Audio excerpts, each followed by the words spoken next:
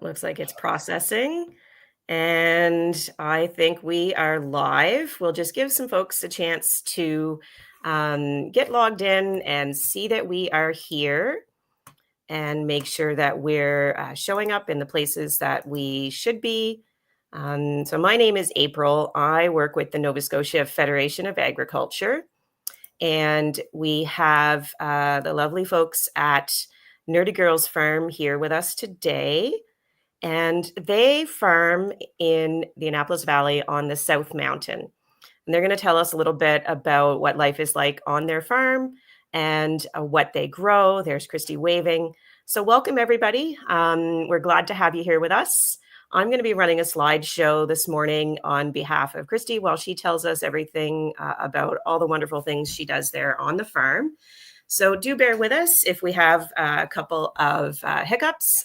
Christy's in the barn and I'm running the slides, and we're just excited to have you all here.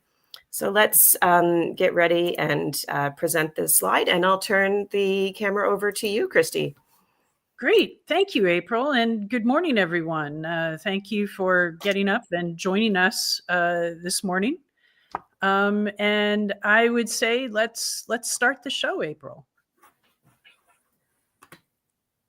Are you there, Christy? I am. Can you hear me? I hear you. Can you hear me? I don't know. I'm muted. Okay. April, are you there? Yes. Yeah, I am here. Sorry, I was muted apparently. My speaker was muted. I think you muted me. You weren't muted. I could hear you muttering to yourself, but I think we're ready to go. Let's start the show. Perfect. So can everybody see? We're all human, folks. We're all human. Perfect.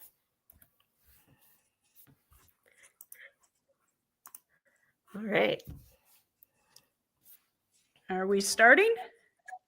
I can see the presentation here. Let me just double check some things on this end. I'm going to stop the share and try it again. Share screen. Presentation, share. All right. There we go. Perfect. Thanks, everybody, for your patience with us. And let's get ready to learn about Nerdy Girls Farm.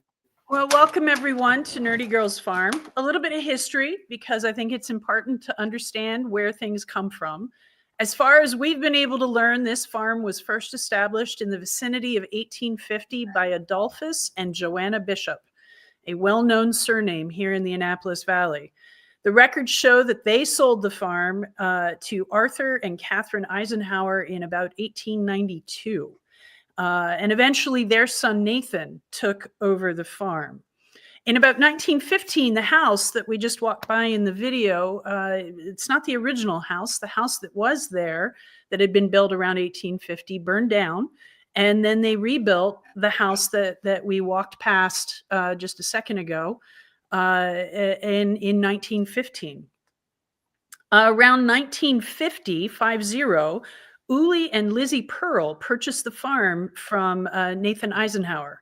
And their son Felix took it over somewhere in the 1970s and farmed it until approximately 2010.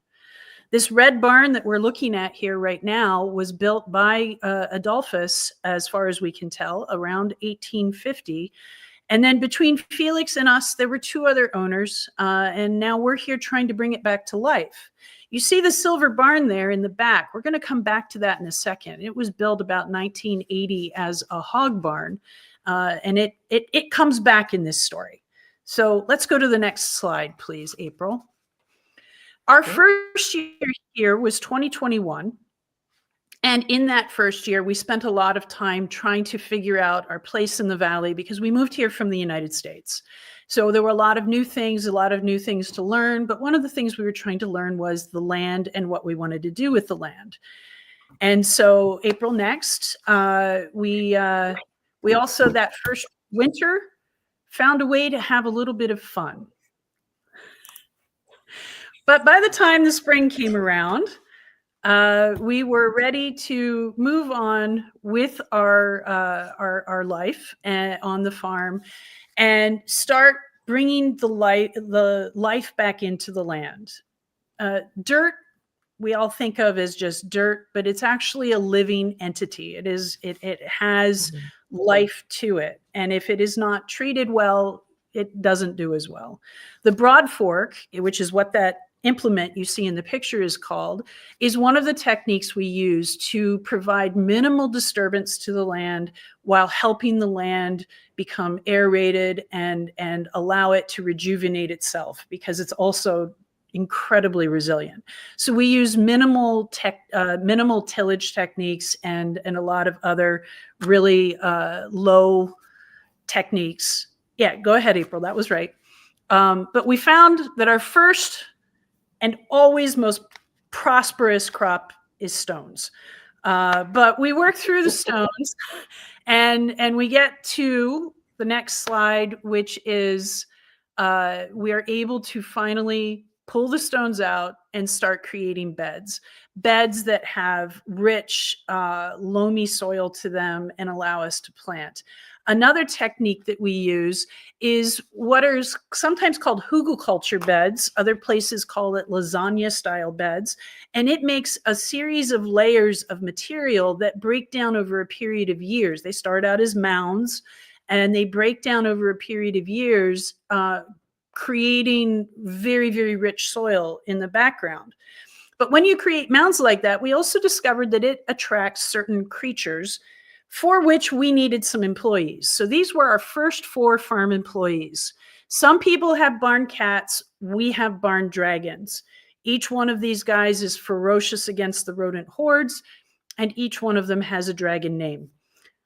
But they are employed and they do good work. That first year, we planted a whole lot of different things. We were experimenting with dye plants and we were experimenting with, food for ourselves. And we were trying to figure out our place in the valley. There are so many amazing market gardeners here. It didn't make sense for us to jump into that as well.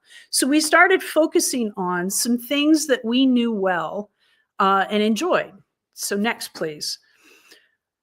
We of course grew things like the peas on the right-hand side that we enjoy eating. But as I said, we didn't want to be market gardeners. And if you look at the left-hand side there's garlic, and that's the hint. We enjoy flavor. Our family happens to not eat meat other than fish.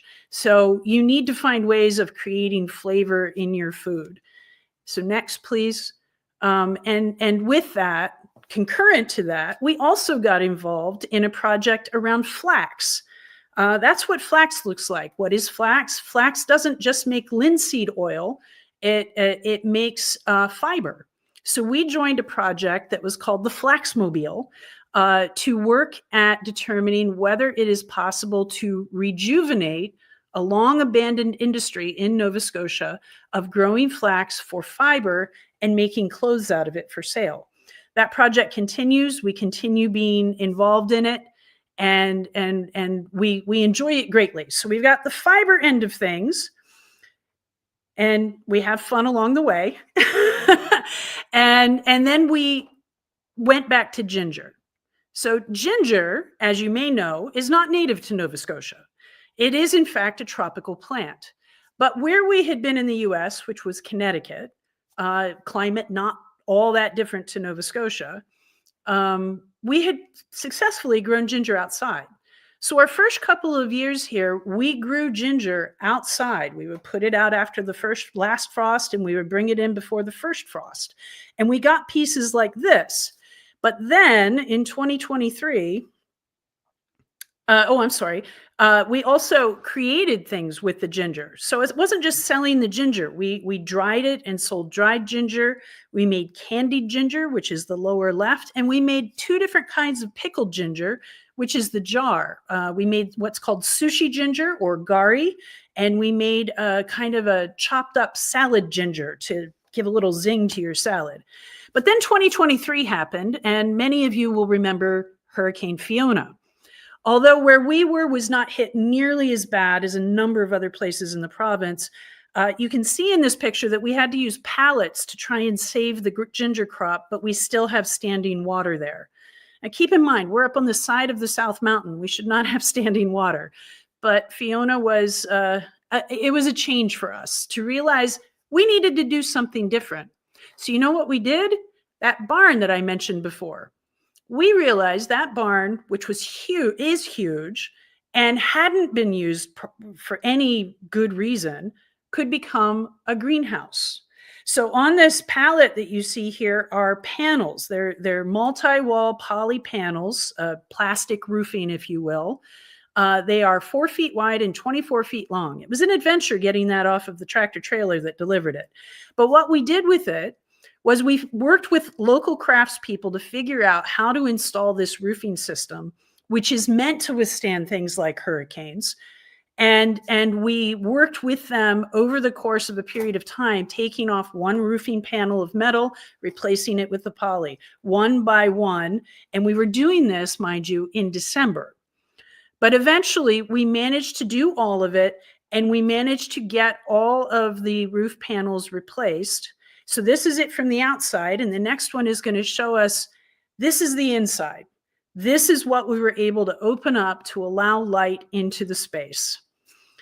And so the next one, this is I just took this video a couple of days ago. We've put some solar panels on, but you can see all of that smooth area is the poly panels on the roof of the hog barn. So we have a space that's about 40 feet wide and 83 feet long that is now a greenhouse space. The next stage was also elsewhere in the hog barn, creating a seedling room.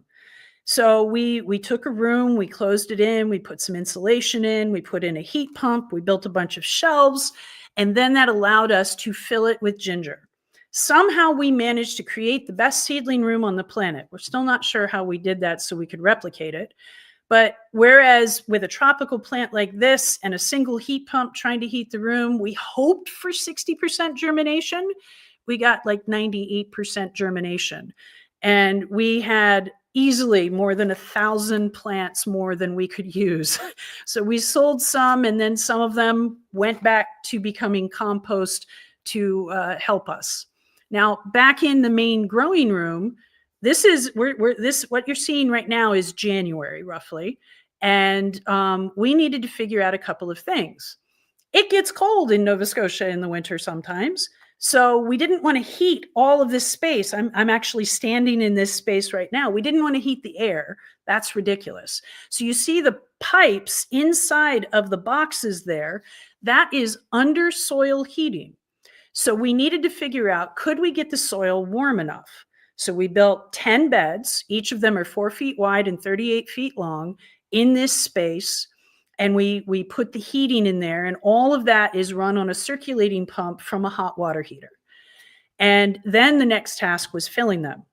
So for those of you who've ever moved soil or filled a small raised bed, let me lay this out for you. We had in excess of 60 yards of material, 60 cubic yards of material. It had to be loaded, as on the right there, from the big pile into a wheelbarrow, brought into the picture on the left, where it was put into a cement mixer along with wood chips to provide, it was the soil mix we were after, dumped from that into a different wheelbarrow, and then the next picture, carried into the space via the wheelbarrow and dumped into the beds. We have some friends to whom we will forever be indebted for their assistance in getting this done. Believe it or not, we got all 10 of those beds done in less than 2 weeks. So the next one then, please. We got everything done, and then you see that the beds are covered with plastic. The one in the center has hoops because that one at this point, this is early March, already had ginger in it because our amazing seedling room, our plants were getting too big. So the plastic is on there because we've turned the heat on the soil, and we don't want it just going off into the air. So with those on, it allowed the soil to start heating up. So the next picture, please. So you see the thermometers on the right. The ideal temperature for soil is somewhere between 20 and 23 degrees Celsius. In March, that picture with the thermometers, the thermometers are Fahrenheit. They're both right around 20 degrees, 21 degrees. In early March, we had soil at 21 to 22 degrees Celsius. The one on the left, you see the baby ginger. And that's all right. Go to the next one. You see here, we had it covered in plastic, and that was to keep the moisture as well as the warmth in. But during the days, now the sun starts coming in from above, like it's starting to do here. And so it would get too hot. So we would raise the plastic. And then the next one, please. So the next question is, how do we water it? This is a lot of space to water by hand. Well, we elected to do drip irrigation. We installed drip irrigation in each of the 10 beds. And then we have the next picture, please.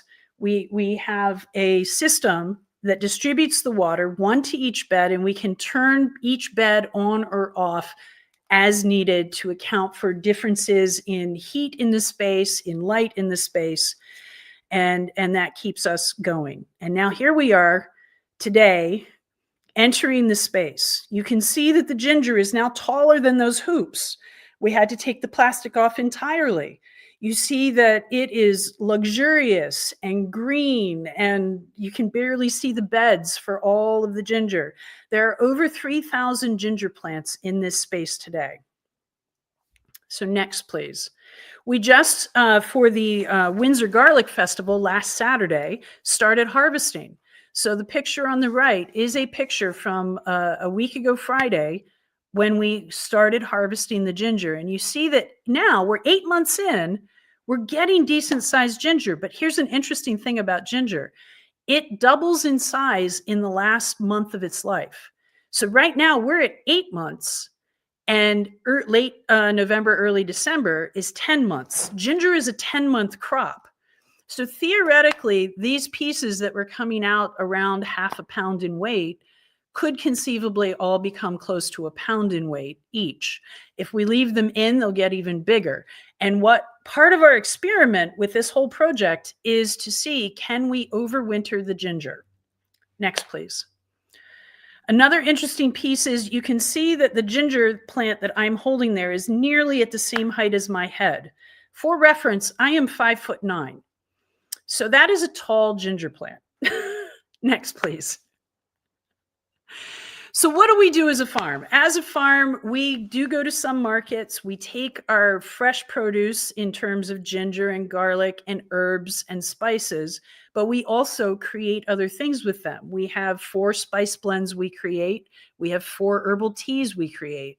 Around the holidays, we make candied ginger. We make some specialty jams with the things that we grow. And we try to share with the community a way of creating flavor locally. I remember back in the late 80s, early 90s, there was a turn of phrase, eat locally, spice globally. I want to turn that over. You should still eat locally, 100%, but you can also spice locally. You just have to have a little creativity and willingness to do it. So we go to the next one. We also do workshops. We do workshops on dye plants and how to work with dyes. So the fiber and the dye thing is still a big part of our lives. And as I said, we spend a lot of time making these additional products out of the things we grow. And that, most of all, we are grateful to be a part of the farming culture here in the Annapolis Valley. We are grateful to be here in Nova Scotia and to be able to enjoy this beautiful and amazing place. And I thank you for your time. And I thank you for your amazing presentation this morning. I don't see any questions or comments at the moment, but I'm going to ask you, what is your favorite way to eat or prepare the ginger that you grow? Oh, tea, definitely tea. We have a tea that we have named the Big Dinner Tea. You know that I can't believe I ate the whole thing. Yeah. It's a combination of ginger and catnip. Catnip does not make people frisky. Catnip is just a mild mint. Mm. And so the combination of the catnip and the ginger allows the flavor of the ginger to really come to the fore, and it warms you. And of course, ginger is really good for digestion. Mhm. I have a ginger related tea pretty much every night. That sounds delicious. That's wonderful. And where can folks find you if they're interested in meeting you, learning more, or picking up some of your products?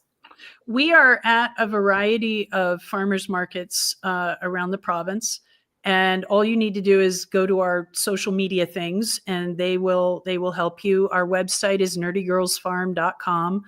And we hope you come and meet us out on the the different markets. Sorry, I'm seeing a couple of comments come in. Thank you, Lindsay. That's Good. very, very kind of you. Thank you. Yes, that's a really good point, Annette. Yes, the farm is spray free. We like to. I'm borrowing a phrase from a different farmer here. We are pesticide unfriendly. We do not spray nastiness. We do not use chemical fertilizers. Yes, that occasionally means that some of our crops struggle, but we're happy for the struggle to avoid the persistent things that aren't so good for you. Mhm. Awesome. Well, that's so fantastic to hear. I see another comment coming in, sort of applauding and thanking you for all of the hard work on your presentation. Um, I don't see any other questions at the moment, so I do want to very much thank you and the rest of your family for all of the work that you've done to help us here on Open Farm Day to show off what you do there on Nerdy Girls Farm. And I want to encourage folks to look at AtlanticOpenFarmDay.ca or our Meet Your Farmer Facebook and Instagram channels to find links and times and addresses for the 18 farms that are hosting in-person events today. Everybody has their own hours and times set for their day, and all of that is available at AtlanticOpenFarmDay.ca. And thank you, Lindsay and Annette, for your questions and comments today. And thank you again, Christy, for everything you've done to help show folks throughout Nova Scotia and the Atlantic provinces what it's like on Nerdy Girls Farm and how we can flavor locally. Absolutely. And thank you, April. You're amazing. And NSFA does such amazing work. Thank you for everything that you do. Thank you. It's my pleasure. And we appreciate everybody having spent time with us today. And we'll see you on the road for Open Farm Day. Bye, everyone. Bye-bye.